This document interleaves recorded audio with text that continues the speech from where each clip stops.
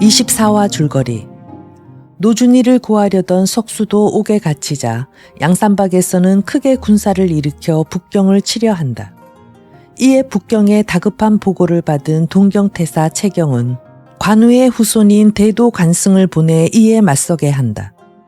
그러나 오용의 계책으로 관승과 선찬, 학사무는 양산박에 입당하게 된다. 북경 대명부에서는 양중서가 sak초를 내세워 양산박에 대항하려 하지만 sak초도 결국 양산박에 입당하게 된다.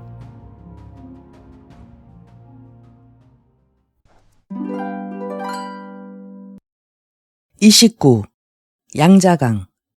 그 뒤로 송강이 수위를 연하여 성을 치기를 급히 하되 쉽게 끝내지 못한다. 마음에 초조하고 고민하기를 맞이 않는 중에 어느 날 밤의 일이다. 송강이 홀로 장중에 앉아 있더니 문득 냉기가 일어나며 등촉이 흐리다가 다시 박는다. 송강이 눈을 들어 자세히 살펴보니 등불 밑으로부터 한 사람이 나오는데 그는 곧 다른 사람이 아니오 돌아간 탁탑천왕 조계라. 앞으로 나올 듯 나오지 않으며 한마디 한다. 아우님은 예서 무엇을 하고 있나? 송강은 깜짝 놀라 급히 몸을 일으키며 말하였다. 형님, 어째 오셨습니까? 형님 원수를 빨리 갚아 드리지 못하여 주야로 불안한데 또 연일 군무에 휘둘려 죄를 올리지도 못하고 송거하기 짝이 없습니다. 조계가 말한다. 내 한마디 급히 일러줄 말이 있어 이렇듯 온 걸세. 자네 등의 일이 일어나고 보면 강남의 지령성이 아니고는 무사하지 못할게요. 36개가 최선의 계책이니 이곳을 떠나는 것이 좋겠네. 말을 마치자 즉시로 흔적이 없이 사라지는데 송강이 놀라서 깨달으니 곧 남가일몽이다. 즉시 오용을 청하여 꿈꾼 이야기를 자세히 하니 듣고 나자 오학군은 말한다. 조천왕이 현성하신 일을 믿지 않을 수 없소이다. 지금 하늘이 차고 인마가 추위를 견디기 어려우니 산에 돌아갔다가 봄이 되기를 기다려 다시 오는 것이 마땅할까 보이다. 군사의 말씀도 옳기는 하나 지금 노원애와 석수 두 사람이 옥에 갇혀 나를 해처럼 보내며 오직 우리가 구원하기만을 기다리는 터이니 차마 저들을 어떻게 버리고 간단 말이오. 과연 진퇴양난하여 이날 결단하지 못하고 있었는데 이튿날 송강이 심사가 괴롭고 정신이 노곤하여 머리가 빠개지는 듯 아파 자리에 누운 채 일어나지를 못한다. 묻두령이 들어와 병을 물으니 등이 심히 아프고 뜨겁다 한다. 곧 옷을 벗기고 살펴보니 대추씨만한 큰 종기가 나서 사면에 붉은 발이 뻗쳐 있다. 오용이 말한다. 이것이 등창입니다 그려. 방서의 녹두분이 가히 해독한다 하였으니 우선 이것을 장만하여 쓰겠지만 이곳에서 쉽게 의원을 얻기 어려우니 이 노릇을 어찌하면 좋으리까. 묻두령이 모두 근심하기를 맞이 않을 때 낭리백도 장순이 나서서 말한다. 제가 전일 심양강에 있을 때 모친이 등창이 나서 백약이 무효하였는데 건강부 사람 안도전이란 이를 청하여다가 뵙고 즉시 병이 나았습니다. 지금 가만히 살펴보니 형님 증세가 바로 그때 우리 모친 증세하고 같습니다. 그 사람을 청해오기 전에는 도저히 고치지 못할까 보이다. 송강이 그 말을 듣고 곧 가서 안도전을 청하여 오라 분부하여 장순이 길떠날 채비를 차리는데 오용은 황금 100냥을 주어 의원을 청하는 예물을 삼게 하고 다시 은자 20냥을 주어서 길에서 쓰게 하며 아무쪼록 한시 앞이 데리고 산으로 돌아오라 하였다. 장순이 응낙하고 떠나자 오용은 군중에 영을 전하여 모든 장수로 속히 군사를 거두게 하고 송강은 온고에 실어 먼저 양산박으로 향하게 하였다. 장수는 건강부를 향해 길을 재촉하여 나갔다. 때마침 겨울이 다하고 봄철이 찾아오니 비 아니면 눈이라 노상에서 고생을 무수히 겪고 마침내 양자강가에 이르렀다. 둘러보지만 배 한 척 눈에 띄지 않는다. 장순이 강변을 따라 내려가며 배를 찾는데 얼마쯤 가니 갈대풀 속에서 한 줄기 연기가 난다. 여보 사공, 어서 나와 강 좀 건네주오. 장순이 한마디 외치자 숲풀 속으로부터 한 사람이 배를 저어 이편으로 나오는데 그 사공이 머리에는 양립을 썼고 몸에는 녹사의를 입었다. 손님, 어디로 가시려오? 강을 건너 건강부로 가는 사람이요. 갈 길이 급해 그러니 곧 좀 건네어주면 값은 후히 드리리이다. 그는 그렇지만 지금 강을 건넌데도 잘 곳이 마땅치 못할 테니 내 배에서 한잠 자고 사경에 바람이 자기를 기다려 편히 건너가시는 게 좋겠소. 그럼 사공 말대로 합시다. 장순이 뱃속으로 들어가 보니 여울가에 배 한 척이 또 매여 있고 그 안에는 삐쩍 마른 젊은 녀석 하나가 쭈그리고 앉아 불을 쬐고 있다. 장수는 사공을 보고 물었다. 여기 어디 술 파는 데 없소? 사공이 대답한다. 술 파는 데는 없고 밥을 자시겠다면 드리리이다. 장수는 밥 한 사발을 얻어먹은 다음에 그 자리에 들어눕자 첫째는 연일 신고하였고 둘째는 다 와서 마음이 놓인 터이라 그대로 골아떨어져 코를 곤다. 그가 깊이 잠든 것을 보자 젊은 녀석이 장순을 턱짓하여 가리키며 형님, 그 보따리 좀 만져보오. 사공을 돌아보니 사공은 장순의 보따리를 한번 만져보고 예, 보따리는 아주 단단하다. 저만치 끌어내다가 요절을 내자. 젊은 녀석이 곧 노를 잡고 부지런히 배를 저어 삐걱삐걱하고 강 중심에 이르러 배를 메었던 밧줄로 장순을 단단히 동여맨 다음 사공놈은 배 밑에 감추어 두었던 칼을 손에 들고 나왔다. 장순이 한참 곤히 자다가 그제야 깨어보니 몸은 어느 틈엔가 단단히 결박을 당하였고 사공놈은 달려들어 배를 깔고 앉는다. 장순은 한마디 청하여 보았다. 여보, 가진 돈은 내다 드릴 테니 목숨 하나만 살려주시오. 그러나 사공놈은 듣지를 않는다. 돈이야 물론 내가 다 가지려니와 너를 살려줄 수는 없다. 꼭 나를 죽이겠다면 부디 시체나 온전히 해서 죽여주오. 그러면 죽어도 내가 원혼이 돼서 당신을 괴롭게 굴지는 않으리이다.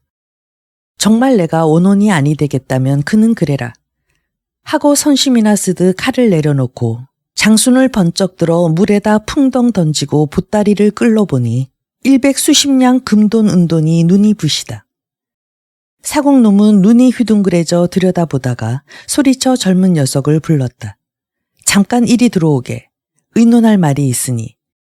젊은 녀석이 그 말에 어슬렁어슬렁 선창으로 들어오는 것을 사공놈은 기다리고 있다가 한 칼로 베어 물속에 들이치고 피운 적을 없이 한 다음에 배를 저어갔다.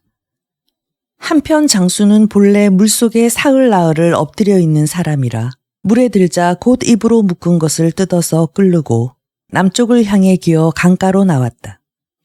한편을 바라보니 숲속에 은은히 등불이 반짝인다. 장수는 곧 그곳을 찾아갔다. 그 집은 촌술집인데 밤중에 일어나 술을 거르느라고 등불을 켜놓은 것이었다. 장순이 문을 두드리자 한 노인이 나와서 문을 열어주며 그의 꼴을 살펴보더니 한마디 묻는다. 강 속에서 도적을 만나 도망해 오는 개로구려. 장순이 속이지 않고 바른 대로 다 말하니 노인은 듣고 나자 곧 안으로 데리고 들어가 젖은 옷을 벗겨서 말리며 더운 술을 먹이고 다시 묻는다. 대체 뉘대기시오. 그리고 산동 사람이 여기는 무슨 일로 오셨소? 장수는 대답하였다. 제 성은 장가요 건강부 안태희로 말하면 곧 형제나 진배 없는 사이기로 찾아왔습니다. 산동에서 왔으면 양산박을 지나왔겠구려. 예, 지나왔습니다. 내 소문에 들으니 산상의 송두령이 내왕하는 나그네들을 살해하지 않고 채천행도 한다 하니 과연 그러하오. 그 송두령이 충의를 행하여 양민을 살해하지 아니하고 다만 탐관오리들만 억제하지요. 노인이 그 말을 듣자 문득 탄식한다. 송두령과 뭇 호골들이 과연 인의를 숭상하여 어려운 무리들을 구제한다고 하니 이곳에 출몰하는 좀도적들도 만약 그렇게만 한다면 어찌 우리 백성들이 탐관오리들을 두려워하리이까. 장수는 본색을 드러내도 좋으리라 믿고 한마디 했다. 영감, 놀라지 마오. 나는 다른 사람이 아니라 그 양산박 두령의 한 사람인 낭리백도 장순이요. 우리 형님 송공명이 등창병이 나서 황금 100냥을 예물로 가지고 태의 안도전을 청하러 오다가 뱃속에서 도적을 만나 재물을 빼앗기고 간신히 물속에서 헤엄쳐 이곳에 이른 게요. 그러하십니까? 그러면 우리 아이하고 좀 만나보시지요. 노인은 안으로 들어가더니 오래자나 젊은 사람 하나를 데리고 나와 인사를 시킨다. 제가 형님 대명을 듣자 온 지 오래나 연분이 없어 못 배웠습니다. 제 성은 왕이요. 제가 본래 띰질을 잘하는 까닭에 남들이 활선파 왕정육이라 부르는 터입니다. 평생에 물에서 헤엄치고 창봉쓰기를 사랑하여 일찍이 스승을 얻어 무예를 배웠으며 아직 강변에서 술을 팔아 날을 보내는데 아까 형님께서 강에서 만나셨다는 두 놈 도적은 곧 하나는 절강기 장왕이요 또 젊은 놈은 유리추 소노입니다. 그러나 형님 아무 염려 말고 제게서 수일 동안만 유하고 계시면 저놈들이 반드시 술을 먹으러 올 것이니 기다리고 계시다가 원수를 갚도록 하시지요. 장수는 듣고 나서 대답하였다. 말은 고맙네. 그러나 날만 밝으면 곧 성내로 들어가서 안태일을 청하여 다시 떠나야겠으니 안 되겠네. 이튿날 날이 밝자 장수는 왕정육이 내어주는 새 옷 한 벌을 갈아입고 곧 성내로 들어갔다. 안도전의 집을 찾아가니 주인이 마침 문전에 나와 약을 팔고 있다가 그를 보고 반긴다. 장순이 그간 지낸 일을 낱낱이 이야기하고 온 뜻을 말하니 듣고 나자 안도전은 서서히 입을 열어 송공명으로 말하자면 천하의 의사라. 내 한 번 가서 병을 보아 줌직도 하지만은 먼저 떠날 수 없는 까닭은 내가 상처를 해서 집을 맡기고 갈 사람이 없네 그려. 처음에 가지 못하겠다 하는 사람을 장순이 10번 20번 청하고 또 청하여 겨우 내일 떠나기로 결정을 보게 되었다. 원래 안도전은 상처한 후로 성내의 한낱 창기 연하를 알게 되었으니 그 이름은 이교노다. 안도전은 계집의 세계 혹하고 계집은 또 사내의 돈에 반하여서 그 사이가 끈끈한 터이다. 날이 어두운 뒤에 안도전은 장순을 데리고 이교노 집으로 갔다. 술상이 나와 몇 잔 기울인 뒤에 안도전이 계집을 보고 말한다. 내가 오늘 밤은 예서 자고 내일은 이 아우님하고 함께 떠나 산동 땅에를 갔다 올 텐데 오래 걸리더라도 20일은 넘지 않겠네. 이교노가 sel족하여 말한다. 영감이 아무리 가시겠대도 내가 놓아 보내지를 않을 거려. 그래도 꼭 가시겠다면 이제 다시는 내 집에 오실 생각은 말아요. 벌써 양랑이며 행리를 수습하여 놓은 터이니 불갑을 갔다 오긴 해야겠네. 그런 소리 말고 기다리고 있게나. 이교노가 온갖 교태를 다 부리며 안도전의 품에 안겨 속살거린다. 영감이 만일 나를 잊고 생각을 안 해준다면 내가 저주를 해서 영감이 곱게 죽지 못하게 하고 말 테니 그리 알아요. 이 꼴을 곁에서 보는 장수는 그 계집을 한 입에 삼켜 죽이지 못하는 것이 은근히 한이었다. 얼마 있다 안도전이 술에 크게 취하여 그 자리에 쓰러지자 이교노는 그를 끌어다 자리 위에 눕히고 장순을 돌아보며 말한다. 우리 집에 주무실 곳이 마땅치 않으니 손님은 그만 돌아가시지요. 그러나 장수는 고개를 내저었다. 나는 우리 형님이 깨시는 대로 함께 모시고 가야 하겠으니 이대로는 못 가겠네. 이교노는 장순이 좀처럼 갈 것 같지 않은 것을 보자 문간방을 치워주고 개서 자고 가게 하였다. 그러나 장수는 마음이 어지러워 잠을 이룰 수가 없다. 이리 뒤치락 저리 뒤치락 하는 중에 초경쯤 하여서 웬 사람이 와서 대문을 두드린다.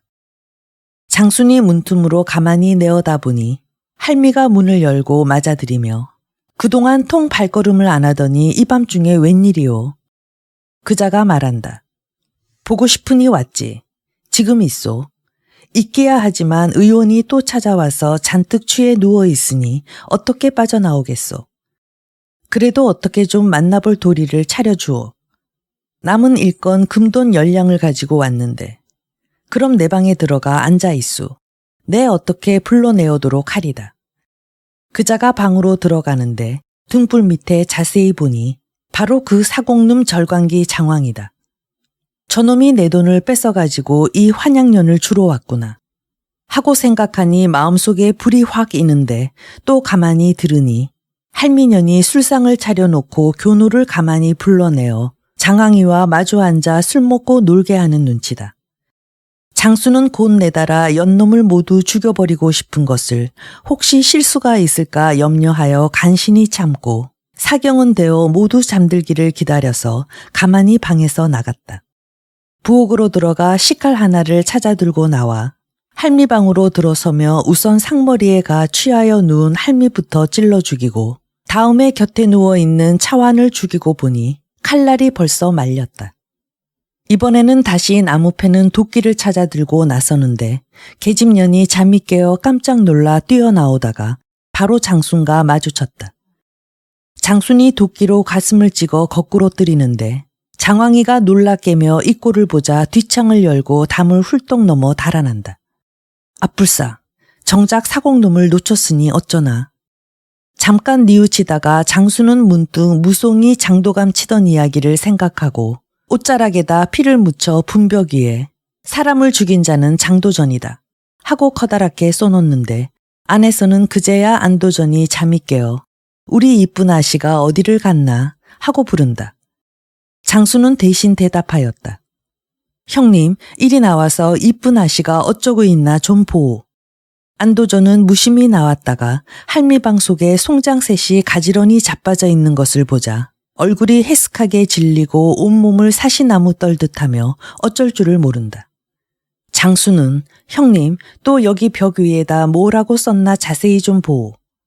벽을 가리키니 안도전은 눈을 들어보고 자네가 나를 죽이네 그려. 혼이 나간 사람처럼 멀거니 장순의 얼굴만 쳐다본다. 장수는 그의 팔을 잡고 말하였다. 이제는 두 가지 길밖에는 없소. 만일 여기서 형님이 소리를 질렀다가는 나는 달아나고 형님은 그대로 강가로 잡혀 들어가 대사를 당하고 행여나 무사하기를 바라거든 어서 행장을 수습해가지고 나와 밤을 도와 양산박으로 올라가십시다. 어떤 길이고 형님 좋을 대로 하시오. 안도전은 하는 수 없이 장순과 함께 그 길로 분주히 자기 집으로 돌아와 양낭을 가지고 왕정육의 주점으로 갔다. 왕정육이 맞아들이며 말한다. 간밤에 장황이 놈이 내 집 앞을 지나갔건만 형님이 안 계셔서 그냥 내버려 두었소. 나도 그놈을 보기는 하였지만 미처 손이 돌지 못해 놓쳐버렸네. 하지만 갈 길이 급하니 원수 갚기를 바라겠나. 그대로 버려둘 밖에. 말이 미처 끝나기 전에 왕정육이 밖을 내다보고 한마디 한다. 마침 저놈이 저기 오는구려. 아직 서둘지 말고 저놈이 어디로 가나 자세히 좀 지켜보게. 왕정육은 장황이 강변으로 가서 여울머리에 메어놓은 배를 끄르는 것을 보고 소리를 질렀다. 장대가 아직 배를 내지 말고 우리 일가 양반 한 분 좀 건네주오. 장황이 돌아보고 대답한다. 그럼 빨리 데리고 오게. 장수는 곧 안도전과 옷을 바꾸어 입은 다음에 왕정육에게 양낭을 지워가지고 뱃가로 갔다. 세 사람이 배에 오르자 장황이 곧 노를 저어 강심을 향해 나간다. 장순이 선창 밑을 보니 칼이 그저 놓여있다. 집어들고 나오며 장수는 한마디 외쳤다. 여보 사공, 이 배 밑에 피은 적이 있으니 웬일이오. 괜한 말씀 마오. 바로 너토루숨을 웃으며 들어오는 것을 장수는 그 머리털을 움켜쥐고 큰 소리로 꾸짖었다. 네 이놈, 자세히 보아라. 내 누군지 알겠느냐. 장황이가 그의 얼굴을 살펴보고 소스라쳐 놀라 아무 말도 못한다. 그 젊은 녀석은 어디 있느냐. 돈을 나누다 시비가 되어 그대로 물에다 처박았소. 장수는 말하였다. 심양강의 낭리백도 장순의 이름쯤은 너도 들어보았겠지. 나를 백주에 속여 두 손을 묶어서 물속에다 처박는 놈도 있단 말이냐. 나는 헤엄 잘 치는 덕에 살아나왔다마는 너는 어디 어떤가 좀 보자. 밧줄로 두 손을 묶고 그대로 물속에다 쳐넣으니 왕정육은 이를 보고 한숨 짓기를 맞이 않는다. 장순이 선창으로 들어가서 빼앗겼던 금자와 을량을 찾아내니 다만 금자 10냥만 축이 났다. 허허, 열량은 그 창기년한테 갖다 준 것을 찾아오지 않았구나. 장순이 웃으며 하는 말에 이번에는 안도전이 또 땅이 꺼지게 한숨을 쉰다. 무사히 강을 건넌 뒤에 장수는 왕정육을 보고 말하였다. 어떤가? 자네도 아버님 모시고 우리와 함께 양산박으로 올라가지 않겠나? 그 생각이 없지 않아 있었소. 형님 말씀대로 하리이다. 왕정육이 말하고 쾌히 응낙한다. 이리하여 왕정육은 행리를 수습하여 다시 집으로 돌아가고 장수는 안도전과 옷을 바꾸어 입은 다음 양랑은 어깨에 메고 길을 인도하여 나가는데 안도전은 본래 선비라 30리를 못 다가서 벌써 다리가 아파 어디서 좀 쉬어가자고 조른다. 하는 수 없이 술집을 찾아 들어가 같이 술을 사 먹으며 쉬는데 문득 한 사람이 밖으로부터 들어오며 말한다. 어쩌자고 이렇게 노닥거리고 있나. 장순이 머리를 들어보니 신행태보 대종이다. 곧 자리로 청하여 안도전과 서로 보게 한 다음에 송공명의 소식을 물으니 대종이 추연한 낯빛으로 말한다. 송공명 형님이 도무지 정신을 차리지 못하고 물과 곡기를 도무지 입에 넘기지 못하니 아무래도 살아나시지를 못할까 보이. 장순이 이 말을 듣고 눈물이 비오듯 하는데 안도전이 대종을 보고 묻는다. 피부와 혈색은 어떠합니까? 살은 바짝 말라들고 첫째 아픈 것을 견디지 못해합니다. 대종이 대답하자 아픈 것을 안다면 아직 고칠 수는 있는데 다만 날짜가 미치지 못할까 걱정이군. 안도전이 반은 혼잣말처럼 말한다. 대종은 귀가 번쩍 뛰어 정말 그렇다면 그건 아무 염려 마시오. 하고 감마 2개를 안도전의 다리에다 메어주고 양랑은 대종 자기가 짊어진 다음 그럼 자네는 천천히 오게. 나는 태희를 모시고 한 걸음 앞서가겠네. 하고 장순에게 말하고 즉시 신행법을 써서 안도전과 함께 나는 듯 양산박 대체로 향하였다. 당일로 산에 이르러 대소두령의 영접을 받아 함께 송강의 병실로 들어가 보니 오직 신락 같은 기운이 붙어 있을 따름이다.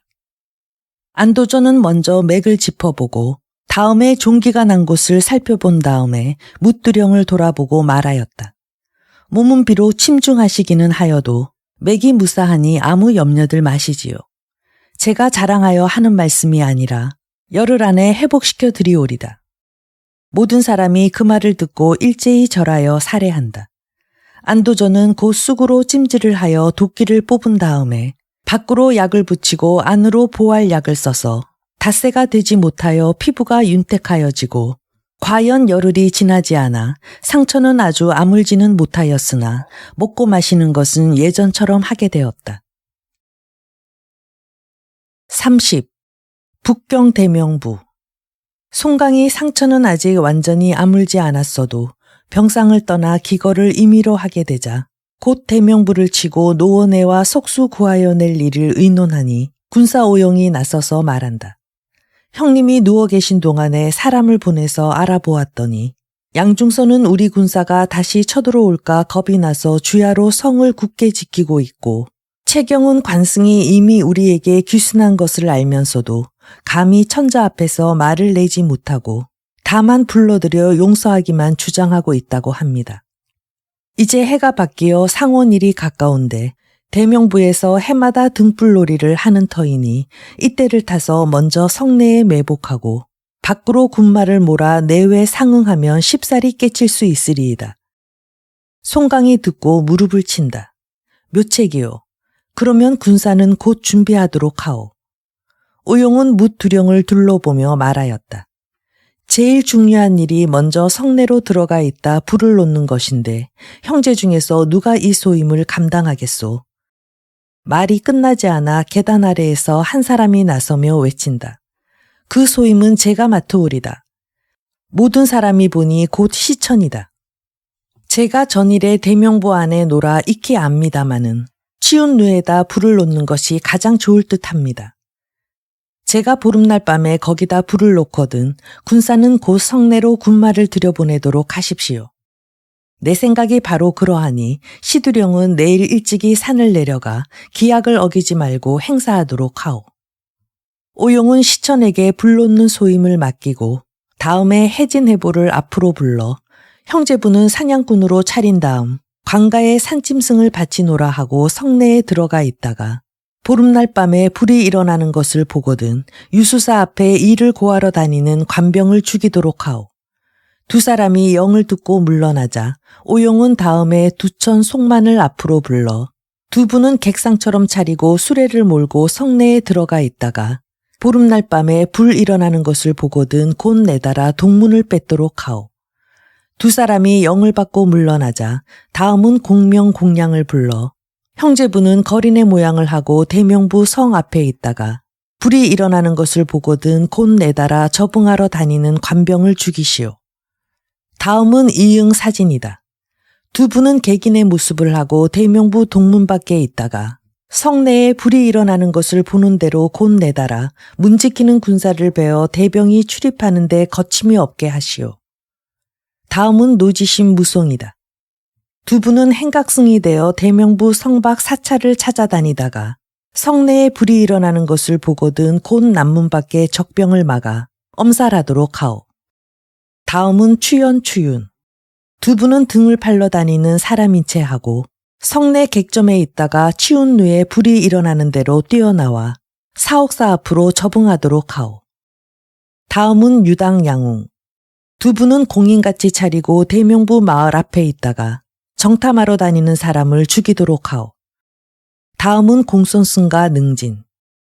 일청선생은 도인의 모습을 하고 능두령은 도동처럼 차린 다음에 풍화포 수백 개를 가지고 성내 고요한 곳에 있다가 치운 후에 불이 일어나는 대로 곧 화포를 놓도록 하시오. 다음은 장순연청. 두 분은 수문으로 하여 몰래 성내로 들어가 노원의 댁을 들이쳐 간음 음부를 잡으시오. 다음은 왕해오, 손신, 장청, 호삼낭, 고대수, 손이랑 여섯 두령이다.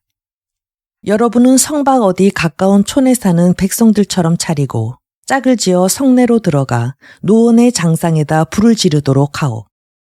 다음은 마지막으로 시진과 악하를 불러 두 분은 군간복색을 하고 최절급의 집에 가서 최복, 최경 형제의 신변을 보호하여 주오.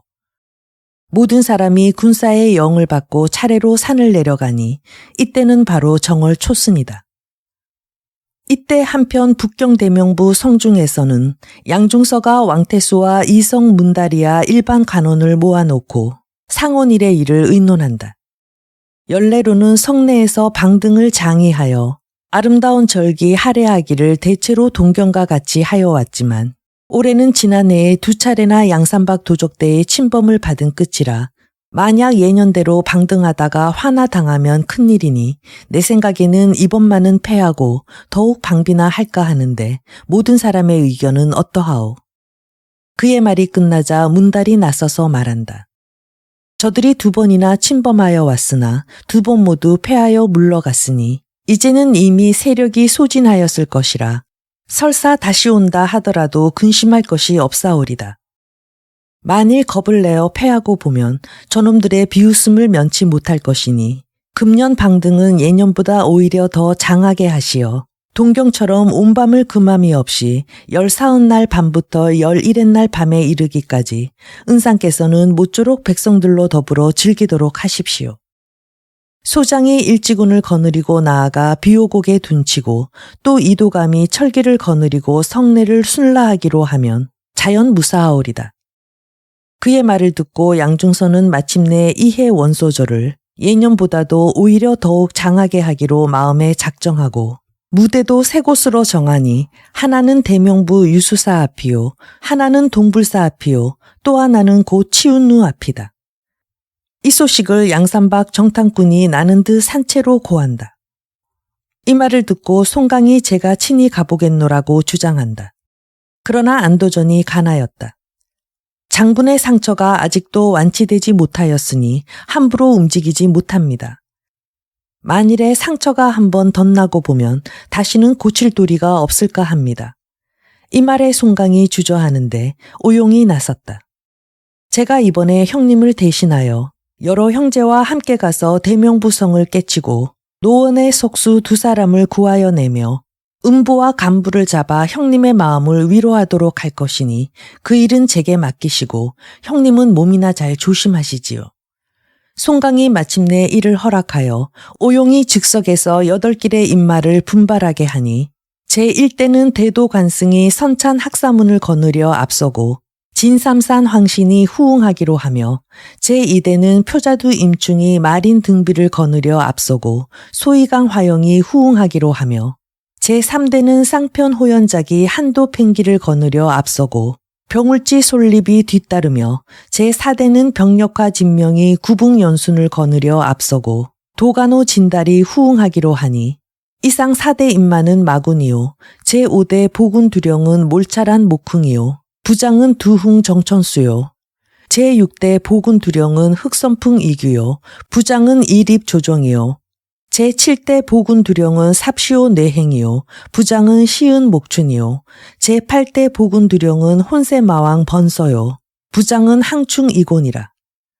팔로 마보군이 차서를 따라 산을 내려가되 정월 대보름밤을 기약하여 북경 대면 부성 아래 모이기로 하고 나머지 두령들은 모두 송강을 보호하여 산채를 지키기로 한다. 북경 대명부는 본래 하북에 으뜸가는 곳이요 주요 거점이라 장사꾼들이 구름처럼 모여드는 터에 올해는 예년보다 더욱 방등놀이가 장하다는 말을 듣고 모두가 모여든다. 성내 관리들이 매일 나와 불을 장식하고 꾸미게 하니 부잣집들은 각자 꽃등을 바친다. 가가호호 문 앞에 등을 다는 선반을 세우고 호등 교양 연화를 걸어 놓으며 집안에는 또 선반을 세우고 오색 병풍을 둘러 놓으며 포둥 사면에는 명인들의 서화와 기이한 완기를 달아 놓으니 성내 큰 거리와 작은 거리에 등불을 켜놓지 않은 곳이 없다. 또 성내에 3개의 무대를 모으니 대명부 유수사 주교의 무대는 위에는 홍황지룡 2마리를 서리게 하되 인갑 위마다 등잔을 켜게 하고 입으로는 물을 뿜어 강으로 떨어지게 하고 동불사 앞에 무대는 1마리 청룡이 서려 삥 둘러 1100잔의 화등이 달렸고 취윤루 앞에 무대는 위에 1마리 백룡이 서려 또한 사면에 켜놓은 불이 수가 없으니 원래 이 주루는 이름이 하북에 떨친 가장 큰 집이라. 위에 삼적수가 있고 기둥이 눈을 황홀하게 하며 누각 위아래로 110여 개의 각자가 있어 밤낮 없이 음악 소리가 하늘에 울린다.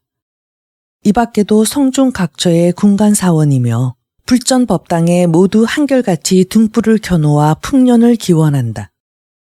정월 대보름 상원 가절이다. 이날 날씨가 청명하여 황혼의 달이 오르니 육가삼시가 일제히 꽃등에 불을 켜고 크고 작은 거리에 가는 곳마다 등불이 있다.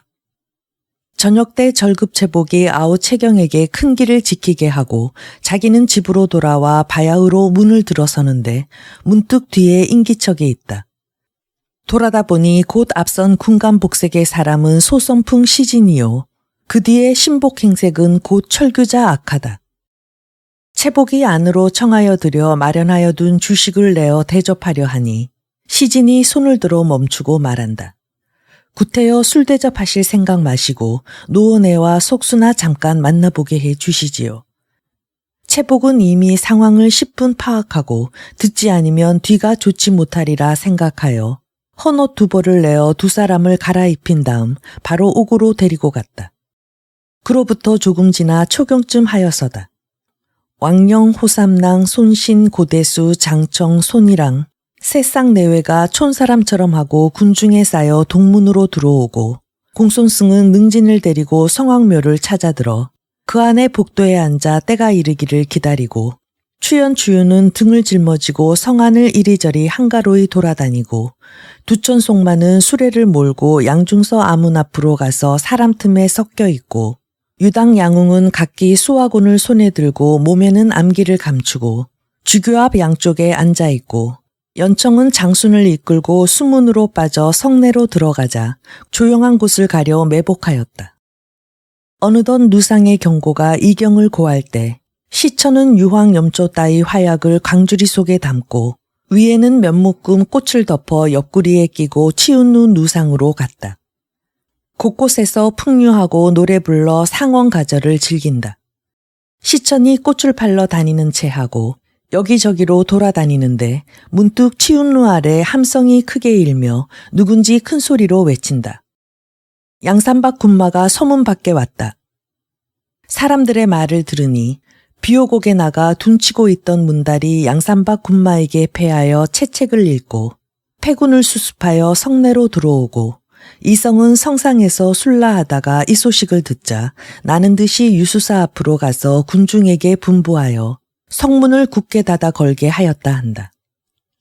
시천은 이 말을 듣고 누상으로 뛰어 올라갔는데 이때 양중서는 아문에 앉아 술이 거나하게 취하여 처음에 이 소식을 듣고도 놀라워하지 않다가 반시각이 못되어 정찰마가 연하여 달려들며 양산박 군마가 바로 성 밖에 임박하여 형세가 급함을 고하기에 미쳐서야 급히 말을 끌어오라 하더니 그 말이 끝나지 않아 치운 누에 불길이 솟아 화강이 사뭇 월색을 가린다.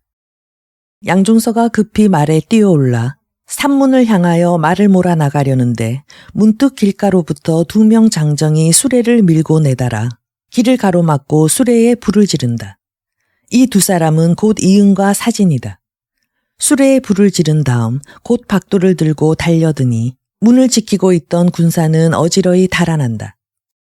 뒤를 쫓아 수십 명을 죽이고 마침 달려온 2천 송만과 더불어 함께 문을 지킨다. 이때 양중서는 형세가 험한 것을 보고 남문을 향하여 말을 달리더니 전하는 말에 어떤 살찐 화상이 철선장을 들고 또 봄 같은 행자는 쌍개도를 들고 지쳐 들어온다고 한다. 양중서가 더욱 놀라 급히 말머리를 돌이켜 유수사 앞으로 도망하여 오는데 또 해진해보 형제가 각기 도끼를 휘두르며 내달아 동충서돌한다.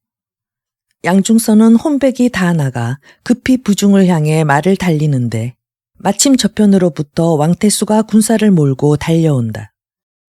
양중서가 그를 맞아 바야흐로 군사를 합하려 할 때 유당과 양웅이 번개같이 달려들며 수화곤을 번쩍 들어 왕태수의 머리를 내리갈기니 2눈이 쏟아져 단번에 즉사다. 양중서가 다시 말머리를 돌이켜 이번에는 서문을 향해 달리더니 성왕묘 안으로부터 난데없는 포성이 천지를 진동하며 추연 쑥질이 장대 끝에 불을 붙여서 처마마다 불을 지르고 돌아다니며 남쪽 길로는 왕해호와 일장청이 지쳐 들어오고 손신과 고대수가 각각 병장기를 둘러 형세를 돋우며 동불사 앞에서는 또 장청과 손이랑이 내달아 무대에 불을 지르니 북경성내가 발끈 뒤집혀 악모굴이 꿀듯한다. 양중서가 서문을 향해 달아나다가 이성을 만나 함께 문루 위로 올라가 성 밖을 바라보니 무수한 군마가 풍우같이 몰려 들어오는데 중앙은 대도 관승이요 좌편은 학사문, 우편은 선찬이요 그 뒤를 다시 황신이 따라 마치 기러기가 날개를 편 듯한 형세다. 양중서가 감히 나가지 못하고 이번에는 북문으로 가서 바라보니 달빛이 나처럼 밝은 가운데 표자두 임충이 앞을 서고 좌편은 말인, 우편은 등비, 뒤는 화영이 무수한 인마를 휘몰아 들어온다. 양중서는 말을 채찍질하여 동문으로 갔다. 일대 화강이 하늘을 사뭇 찌르는 가운데 몰찰한 목궁이 앞을 서 들어오고 좌편은 정천수, 우편은 두흥이다. 양중서는 또다시 말머리를 돌려 남문을 향해 달렸다. 가까스로 길을 헤치고 나가 적교가에 이르니 화강이 충천한 가운데 흑선풍 이규가 이립 조정 2장수를 데리고 해작가로부터 쫓아 들어오는데 우통을 벌거벗고 손에 쌍도끼를 든 양이 몹시 흉악하다. 이성이 내달아 혈로를 뚫고 양중서를 보호하여 달리는데 병력화 진명과 쌍편 호연작이 내달아 길을 막는다. 이성은 쌍도를 춤추며 내달아 몇 탑 어울려 보았으나 도무지 싸울 마음이 없다. 양중서를 보호하여 다시 혈로를 뚫고 나가는데 좌편으로는 한도, 우편으로는 팽기의 양로병이 일시에 내닫고 솔립은 뒤에서 인마를 몰아오고 다시 그 뒤에는 소이강 화영이 활을 당겨 화살을 쏘니 시위소리 울리는 곳에 이성의 부장이 화살을 맞아 말에서 떨어진다. 이성은 더욱 싸울 뜻이 없어 그저 말을 채찍질하여 달아났다. 문득 오른편으로부터 북소리 어지러이 울리며 진명이 연순 구붕 2장수를 데리고 지쳐 나오고 또 한편으로 진달이 군사를 휘몰아 엄살한다. 이성은 온몸에 상처를 입어 상처마다 피를 흘리며 죽기로써 양중서를 보호하여 길을 뚫고 나갔다. 이때 두천과 송마는 양중서의 일문을 다 죽이고 유당과 양웅은 왕태수의 일문을 다 죽였는데 한편 시진과 악하는 채복과 채경을 보고 말한다. 2분도 다 보시다시피 사세가 이미 이렇게 되었는데 다시 어느 때를 기다리려 하시는 게요. 채복 형제가 미처 대답하기 전에 추연추윤이 옥문을 깨뜨리고 들어서며 큰 소리로 외친다. 양산박 호걸들이 전부 여기 왔으니 빨리 노은애와 석수를 이리 내어놓아라. 채복과 채경이 서로 얼굴을 쳐다볼 때 그보다 앞서 담을 넘어 오간으로 뛰어든 공명공양 형제가 문을 깨뜨리고 오간으로 들어가서 노준이와 석수의 칼을 벗겨서 데리고 나온다. 일행이 한 곳에 모인 뒤 시진은 채복 형제와 함께 그들의 가족을 보호하러 그의 집으로 가고 노준이는 이고와 가시를 잡아서 한을 풀려고 석수, 공명, 공양, 추연, 추윤 5 형제와 함께 자기 집을 향해 달려갔다. 이보다 앞서 이고는 양산박 두령들이 크게 군사를 일으켜 성내로 지쳐 들어왔다는 말을 듣자 그만 혼이 나가 어찌할 바를 모르다가 놀란 가슴을 간신히 진정하고 가시와 의논하고 금은 보배를 수습하여 보따리 하나를 만들어 등에 지고 막 문을 나서려는데 미처 문간까지도 못 나가서 대문이 부서지며 밖으로부터 두령 한 떼가 안으로 달려든다. 이고는 가시의 손을 잡고 황망히 몸을 돌이켜 뒷문으로 나갔다. 뒷문 밖은 곧 물가다.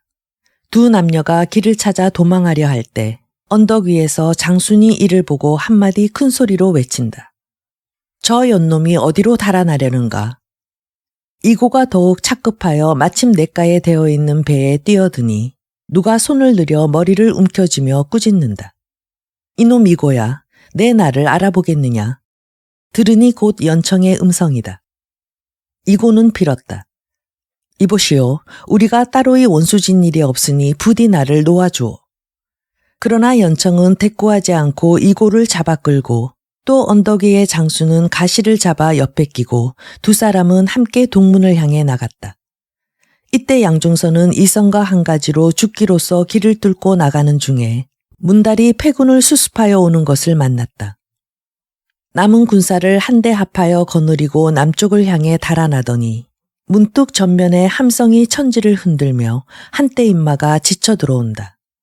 눈을 들어보니 중앙은 혼세마왕 번서요.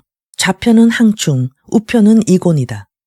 새 호걸이 각기 칼과 창을 춤추며 나오고 또 그 뒤에는 삽시오 뇌행이 시은 목준 2 장수를 데리고 쫓아든다. 이성과 문달이 목숨을 내어놓고 싸워 마침내 한편의 혈로를 뚫자 양중서를 보호하여 달아난다. 번서의 무리와 뇌행의 무리들은 굳이 그 뒤를 쫓으려 하지 않고 군사를 거두어 한 곳에 모았다. 날이 훤히 밝았다. 오용은 영을 내려 백성을 편안하게 하고 한편으로 성내에 불을 잡고 대명부 부고에 있는 금은 보배와 전량들을 있는 대로 찾아내어 모조리 수레에 싣고 군대를 3대로 나누어 양산박으로 돌아갔다. 채복 채경 형제가 가속들과 함께 재물을 수습하여 일행에 끼고 노준이가 집에 있는 금은 제보를 모조리 거두어 함께 산채로 올라간 것은 새삼스레 말할 나이도 없으나 장순과 연청이 사로잡은 이고와 가시는 그 자리에서 죽이지 않고 함거에 실어 양산박까지 데리고 가서 잔치 끝에 죄를 물어 죽였다.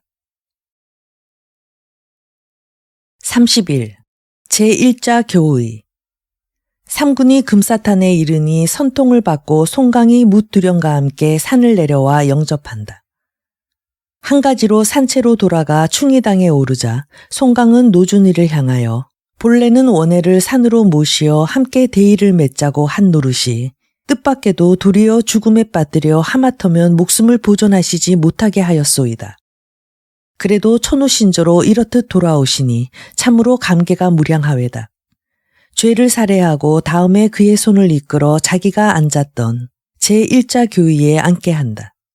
노준이는 크게 놀라 뒤로 물러나며 제가 무엇이기에 감히 산채의 주인이 된단 말씀이오니까 이는 천만부당한 말씀이외다. 노준이는 결코 들으려 하지 않는데 그래도 송강은 부득 고난다. 이 모습을 보고 흑선풍 이규가 자리에서 벌떡 일어났다. 형님 천성이 곧지는 못하오. 전일에 형님이 좋아서 앉은 자리를 왜 또 남한테 물려주겠다고 야단이오. 대체 저 교의가 순금으로나 만든 교인지 밤낮 이 사람 앉아라 저 사람 앉아라 사양하다 볼일 못 보네. 송강이 낯빛을 붉히며 큰 소리로 꾸짖었다. 이놈, 내가 무슨 말을 그렇게 하느냐. 그래도 이규는 할 말은 하고야 마는 성질이다. 형님이 만일에 황제가 된다면 노원에는 승상이 되고 우리는 다들 장군이 되겠지만 그것은 다 금난전에서나 할 얘기요. 여기로 말하면 불과 양산박 물속에 강도가 앉는 자리니 구태여 사양하고 어쩌고 할 것 없이 그대로 정같이 지내십시다. 송강이 그만 기가 탁 막혀 말을 못한다. 이때 군사오용이 나서서 노원애를 임시 동변 이방에 거처하게 하였다가 이후 공을 세우는 대로 다시 사양하시는 것이 좋겠소이다. 하는 말로 권하여 송강도 이제는 다시 더 사양하지 않고 연총도 노원애와 함께 있게 하였다. 그리고 이날 마군, 보군, 수군에게 모두 상을 내리고 크게 잔치를 베풀어 대소두목들은 물론이요 졸개들까지도 취하도록 마시고 배불리 먹어 사흘을 즐겼다. 한편 양중서는 성 밖으로 피하여 나가 있다가 양산박 군마가 물러갔다는 소식을 듣고 이성 문달과 더불어 남은 군사를 거느리고 성내로 돌아왔다. 각기 저희 집 노소를 찾아보니 10에서 8, 9이 없다.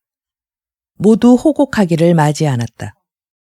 성중을 점거하니 죽은 자가 5천여 명이요. 백성 가운데 상한 자는 이루 그 수를 모르겠고 각부 군마의 사상자를 합하면 10만여 명이다.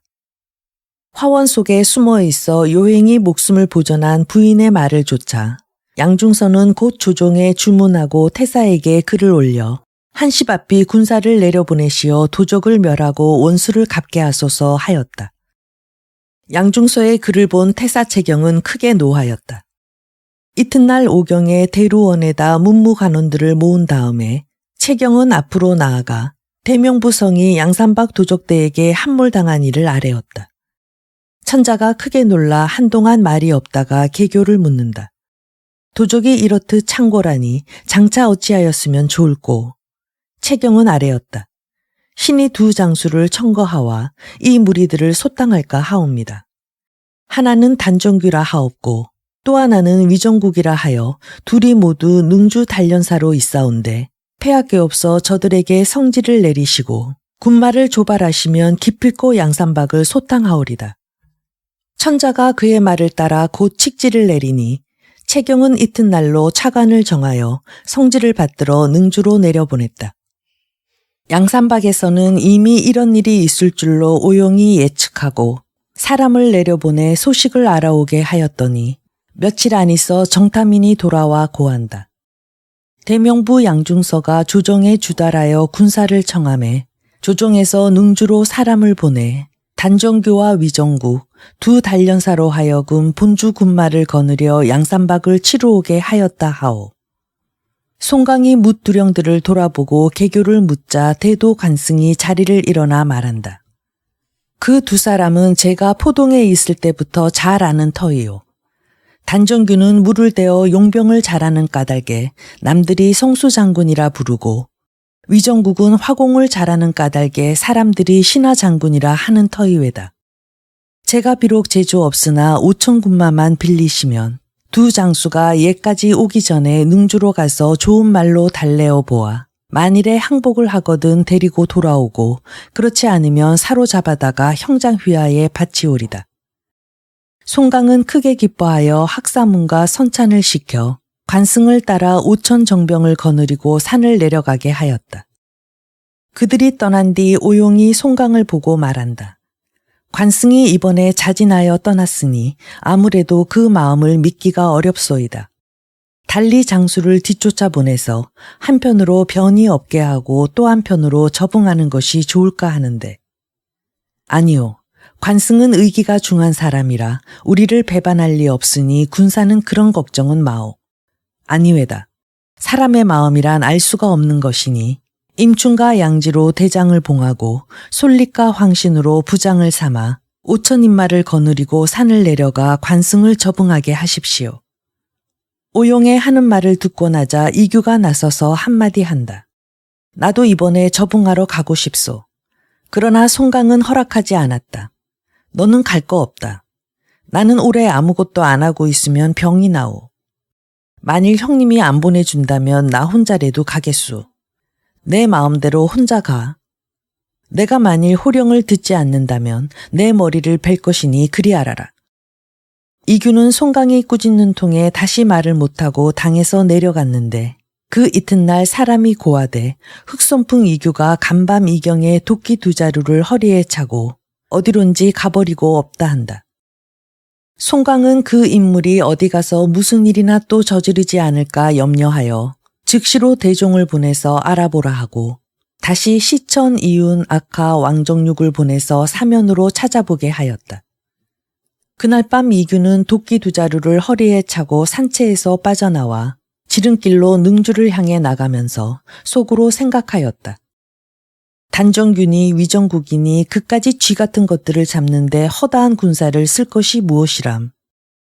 내 혼자 성내로 뛰어들어가 한 도끼에 한 놈씩 찍어 죽여 형님을 한번 깜짝 놀라게 하고 또 여러 형제들한테도 큰 소리를 한번 해야지. 길을 재촉하여 얼마쯤 가니 문득 배가 고프다. 그러나 수중에는 한 푼이 없었다. 급히 내려오느라 입고 온 것이다. 그래도 허기가 졌으니 요기는 하여야만 하겠다. 이규는 서슴지 않고 길가 주점을 찾아 들어가 고기 2군과 술 3통으로 배를 불린 다음에 그대로 일어나 밖으로 나오려 하였다. 주보가 앞을 막고 고깃과 술값을 내란다. 이보시오, 돈 내고 가오. 이규는 주보를 한 옆으로 떠다 밀고 내 돌아오는 길에 치르지. 한마디 하고 급히 문을 나서려는데 마침 밖으로부터 허우대 큰 사나이 하나가 들어오며 꾸짖는다. 이놈 참 담 큰 놈이로구나. 이 점이 네 점인 줄 알고 내가 술값을 아니 내고 가는 게냐. 나는 어디를 가든 을에 공짜로 먹고 다니는 사람이다. 다른 데는 몰라도 여기서만은 내가 공짜로 못 먹지. 내가 얘기를 하면 내가 똥오줌을 질질 쌀 게다. 상관없으니 어서 말을 해봐라. 그 사나이가 말한다. 나로 말하면 양산박 두령 한백룡이고 이 집으로 말하면 송공명 형님이 본전을 대시는 데란다. 그러나 이규는 속으로 이놈이 네 앞에서 이따위 어림도 없는 수작을 하나 생각하고 그저 우습기만 할 뿐이다. 그러나 한백룡은 아주 터무니없는 말을 한 것도 아니었다. 그는 원래 강호에서 행인을 겁박하며 지내오다가 양산박에 의탁할 마음이 있어 한지훈률 주기를 보고 말을 하여 보았던 것인데 주기가 허락은 하여 놓고 마침 송강이 동창으로 앓고 있을 때라 그래 나아가지는 못하고 아직 이곳에 머물러 주점을 열고 있었던 것이다. 이규는 그러한 사정을 알 까닭이 없다. 그는 허리에서 도끼 1자루를 꺼내어 한백룡 앞으로 내밀며 말하였다.